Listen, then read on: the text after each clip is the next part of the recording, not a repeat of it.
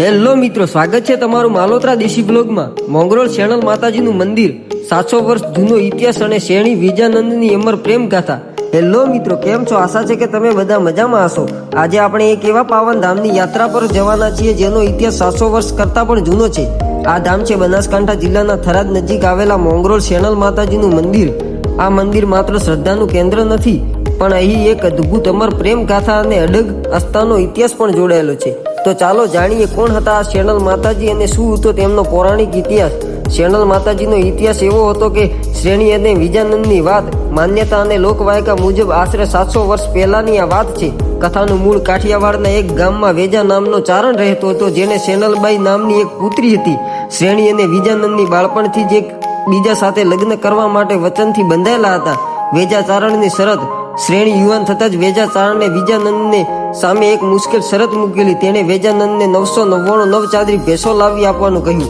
વેજાનંદને આ ભેંસો આવતી અષાઢી બીજ સુધી લાવવાની હતી। જો તે શરત પૂરી ન કરી શકે તો તે પોતાની પુત્રીના લગ્ન તેની સાથે નહીં કરાવે।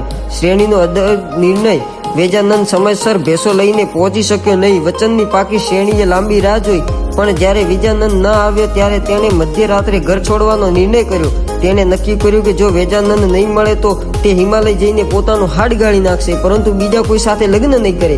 મોંગરોળમાં માતાજીની સ્થાપના, હિમાચલ તરફ પ્રયાણ, શ્રેણીનો હિમાચલ તરફ માર્ગ પકડ્યો। ચાલતા ચાલતા તે હાલના થરાદ પાસેના મોંગરોળ ગામ આવીને પહોંચ્યા। જાંબુડાનો ચમત્કાર, લોકવાયકા પ્રમાણે શ્રેણીએ એ ગામના તવાળાની પાળ પર રાતવાસો કર્યો। સવારે તેણે દાંતણ કર્યું અને તેની ચીણી જમીનમાં ઊભી કરી। કહેવાય છે કે આ ચીરી થોડા સમયમાં એક જાંબુડાના વૃક્ષ તરીકે ઉગી નીકળી। મંદિરનું નિર્માણ, સમય જતાં આ જગ્યા પર મંદિર બનાવવામાં આવ્યું અને તે શેણલ માતાજીના મંદિર તરીકે ઓળખાયું।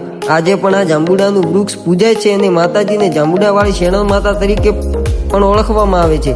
માતાજીના પરચા અને માન્યતાઓ, આ મંદિરે દૂર દૂરથી હજારો ભક્તો દર્શન કરવા માટે આવે છે અને તેમની શ્રદ્ધા અતૂટ છે। મેળો અને દર 14 અને પૂનમે માતાજીના મંદિરે મેળો ભરાય છે। અખંડ શ્રદ્ધા, જે ભક્તો એ મનોકામનાઓ વ્યક્ત કરે છે તેમની મનતા પૂરી થાય છે। ઘણા યુગલોને માતાજીના આશીર્વાદથી પુત્ર રત્નોની પ્રાપ્તિ થાય છે। સુખડીનો પ્રસાદ, આ મંદિરની એક ખાસ અને અનોખી માન્યતા એ છે કે માતાજીને ચડાવવામાં આવતો સુખડીનો પ્રસાદ મંદિરની બહાર લઈ જવામાં આવતો નથી। ભક્તો આ પ્રસાદ મંદિરમાં બેસીને જ આરોગવો પડે છે। બનાસકાંઠાના આ સરહદી પંથકમાં બિરાજમાન શેણલ માતાજી લાખો ભક્તો માટે આસ્થા અને શ્રદ્ધાનું પ્રતીક છે। તો મિત્રો, આ હતો મોંગરોળ શેણલ માતાજીનો ઇતિહાસ। તમને આ પાવન ધામની યાત્રાનો મારો વ્લોગ કેવો લાગ્યો તે કમેન્ટ કરીને જરૂરથી જણાવજો। જય શેણલ માતાજી।